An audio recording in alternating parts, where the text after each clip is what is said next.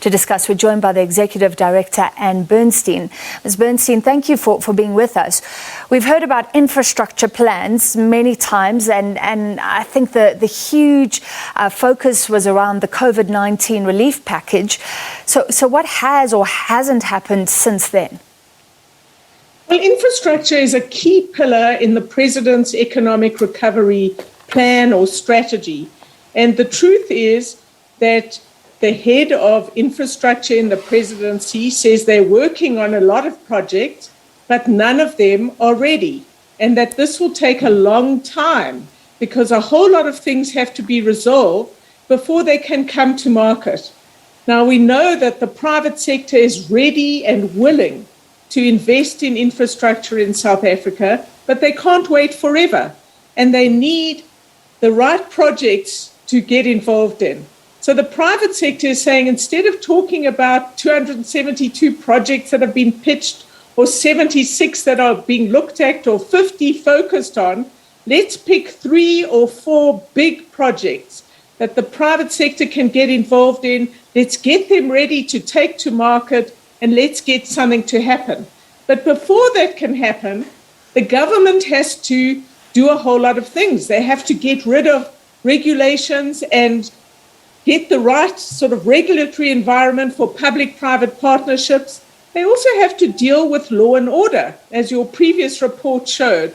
You can't invest in new infrastructure when existing infrastructure is being destroyed, when our current infrastructure is not protected from criminals, and when you start to build new activities, local so-called construction mafias come and threaten to extort both jobs and much else from construction companies and investors. So there are a lot of things that the government has to get right. And business also has to be much clearer on all these things that are needed before they will be able to invest. So the illusion of infrastructure driving South Africa's economic growth recovery is not yet a reality, and we need some hard decisions before this is going to come to fruition. Yeah, I mean, this almost sounded like quite a quick fix in 2020 when the president talks about infrastructure and the job creation thereof. It was in reference to the jobs that had been lost due to COVID-19.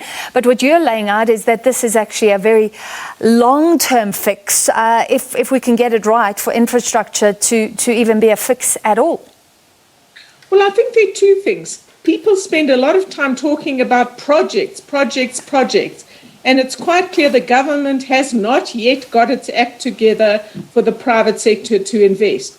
But you shouldn't forget that if some big, bold decisions are taken and implemented speedily, we can get the private sector investing much more in our ports, in fixing the railways, in our roads, in water, and many other things. So there's lots to be done. It's not only state-led projects, but also policy decisions that have to be boldly taken and then implemented so the private sector can invest and get to work.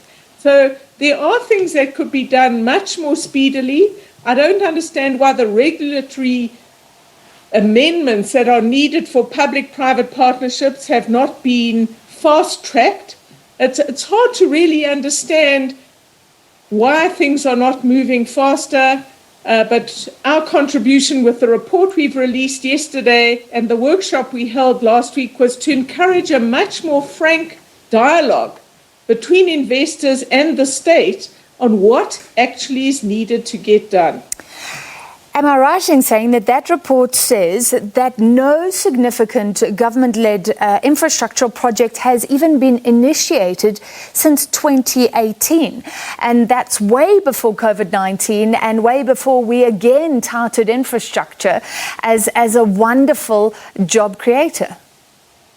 I'm afraid so. That is the view of the private sector, and that's what came out of the workshop. So this is very bad news, and hopefully will spur some much greater decisiveness in in government action to actually deliver some space for infrastructure. Of course, infrastructure is not a panacea, it's not a silver bullet for all our economic ills, but to get the environment right, to take the policy decisions required, to sort out, to stop pretending that this state is able to deliver 50 projects tomorrow. It can't. The state is weak and corrupt. We have to choose 3 or 4 things to help unlock the gridlock and the paralysis that has taken hold, and we'll learn by doing. But we need to get that environment right, and it requires some decisive action. And you said even the regulatory legal changes aren't there. Just explain, so for us lay people, so when we talk about 272 projects being pitched, you mean that's still just ideas? And the infrastructure projects haven't even been identified, laid out, what needs to be done. You probably need incredible skills to do that, to identify the gaps, and then you're working across municipalities, I'm sure, building a bridge, but national government is involved. How should it work? Are the skills there? What's missing that this has stalled? Well, let me say 2 things. There's an entire page in our report on the government architecture to deal with infrastructure, and it is convoluted and quite difficult to follow. So that needs to be much simplified. It seems to us also that you have to distinguish between projects that should be funded by your and my tax money and projects that can be funded by the private sector who need a revenue stream. They're investing other people's money, they're taking risks, they need to know they can get a revenue stream. So when people don't, the whole dilemma around e-tolls in Gauteng is a big problem, and a decision which has been delayed for year after year after year after year needs to be taken if we're going to get new investment in toll roads. So you mean if that could actually deter foreign investors from coming in? The whole debacle around the e-tolls. Yes, you don't have certainty about revenue streams. So there are a lot of very basic issues here. And we need to be completely realistic. So what projects are going to be funded and how will they be managed in municipalities which have essentially collapsed? I don't know. We need a plan for that. We need to distinguish between those kinds of projects that are probably tax funded and those kinds of projects where the private sector can get involved in expanding our ports and getting revenue from that. In helping to fix the railways and getting revenue from that, as well as helping to create a much better environment for all our companies to get goods to market. So there's lots to be done, but it's quite shocking to discover how little progress has been made. Thank you. That was Bernstein, Executive Director of the Centre for Development and Enterprise.